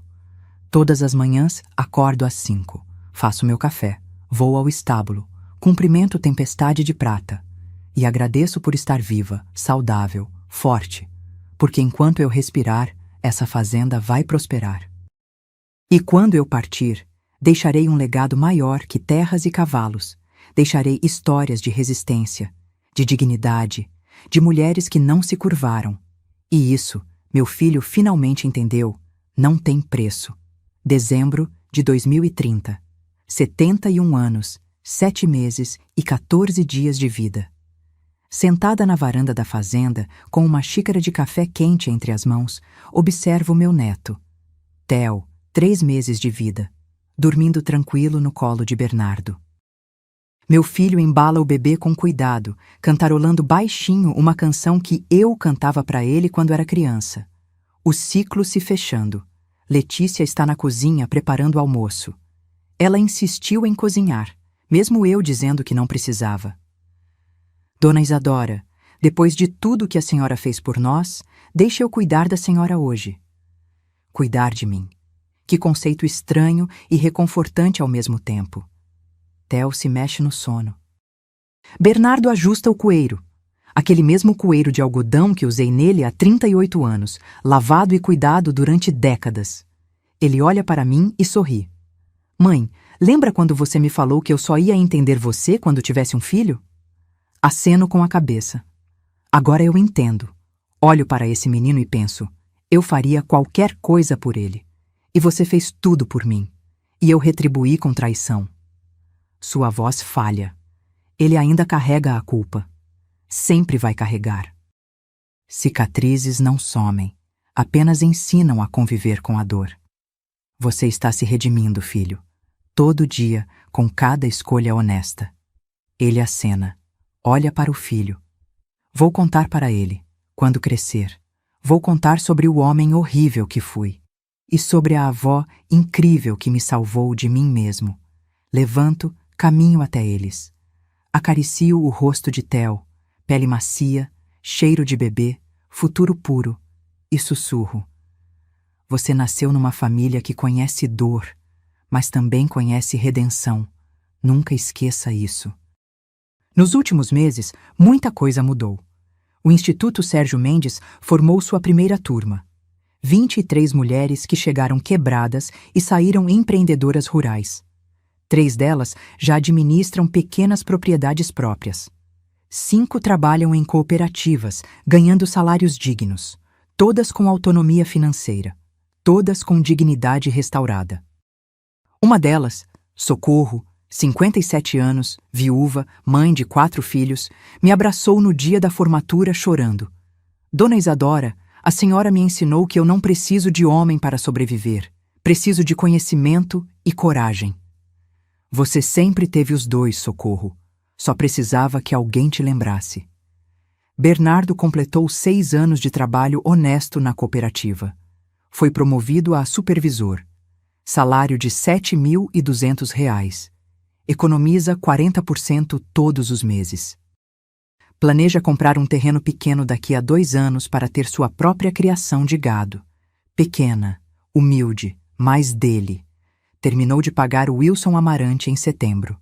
8 anos de dívida quitada. No dia do último pagamento, ligou para mim chorando de alívio. Acabou, mãe. Estou livre. Finalmente livre. E começou como voluntário no instituto. Todo sábado, passa o dia ensinando jovens sobre administração rural. E no final, conta sua história. A história do filho que teve tudo e jogou fora. A história do homem que foi preso por roubar a própria mãe. A história da redenção conquistada dia após dia. Os jovens ouvem em silêncio, alguns com lágrimas, porque a verdade dói, mas ensina. Fabiana sumiu. Soube que está em Goiás Velho, trabalhando num restaurante de beira de estrada, sozinha, sem dinheiro, sem filhos, sem nada. Não sinto pena. Não sinto raiva, não sinto nada, porque ela foi apenas uma tempestade passageira na minha vida, e tempestades passam. O que fica é a estrutura que você construiu para resistir a elas. Hoje, olhando ao redor, vejo o que realmente importa. Vejo meu filho segurando o filho dele com amor verdadeiro. Vejo minha fazenda produtiva, próspera, com jovens funcionários dedicados. Vejo o Instituto formando dezenas de mulheres todo ano. Vejo Tempestade de Prata pastando em paz, velha, mas digna. Vejo minha vida. Uma vida que poderia ter terminado em amargura, mas que escolhi reconstruir em propósito. Às vezes, quando estou sozinha, volto àquele momento, aquele telefonema. Mãe, estamos indo para os Estados Unidos amanhã. Sua fazenda e seus cavalos já foram vendidos. Adeus. Lembro do meu coração partindo, da sensação de ser descartável, de não importar, mas lembro também do que veio depois, a investigação silenciosa, a descoberta das provas, o momento de virar o jogo, e entendo agora que aquele telefonema não foi minha destruição, foi meu despertar. Porque existe uma força em mulheres como eu, mulheres que foram subestimadas, descartadas, chamadas de velhas, de teimosas, de obstáculos, que é impossível de medir. É a força de quem construiu tudo do zero, de quem sobreviveu ao impossível, de quem se recusou a desistir quando o mundo inteiro disse que deveria. Theo acorda e começa a chorar. Bernardo o embala, nervoso. Ainda está aprendendo. Pego o bebê dos braços dele, coloco contra meu peito e o choro para instantaneamente. Como você faz isso? Bernardo pergunta admirado. 71 anos de prática, filho. 71 anos aprendendo que às vezes tudo que alguém precisa é sentir que não está sozinho. Olho para o rosto pequeno de Theo. Ele me observa com aqueles olhos escuros de recém-nascido, tentando entender o mundo. E sussurro para ele, mas também para mim mesma. Você vai crescer ouvindo histórias sobre sua avó. Algumas verdadeiras, algumas exageradas. Mas quero que você saiba a verdade mais importante. Eu não sou especial. Sou apenas uma mulher que se recusou a ser quebrada. E você, meu amor, vem de uma linhagem de resistência. Não esqueça disso. A vida não é feita de finais felizes perfeitos. É feita de cicatrizes que viram sabedoria, de perdas que viram força, de traições que viram limites e de recomeços que viram legados. Hoje, aos 71 anos, não tenho medo do futuro. Não tenho medo de envelhecer. Não tenho medo de ser esquecida. Porque enquanto existir uma mulher que leia minha história e pense, eu também posso, eu vivi certo. Enquanto existir um filho que aprenda com os próprios erros, eu ensinei certo. Enquanto existir uma fazenda que prospera com trabalho honesto, eu construí certo. Sou Isadora Mendes, tenho 71 anos. E esta é a história de como não permiti que me roubassem a dignidade. Porque dignidade, meu amor, não é algo que te dão, é algo que você decide manter. Todos os dias, contra tudo e todos. E quando você toma essa decisão, ninguém, absolutamente ninguém, pode tirar isso de você. Se esta história tocou seu coração, se você conhece alguém que precisava ouvir isso, deixe nos comentários de onde você está assistindo. Quero saber se essa história chegou até você, onde quer que esteja.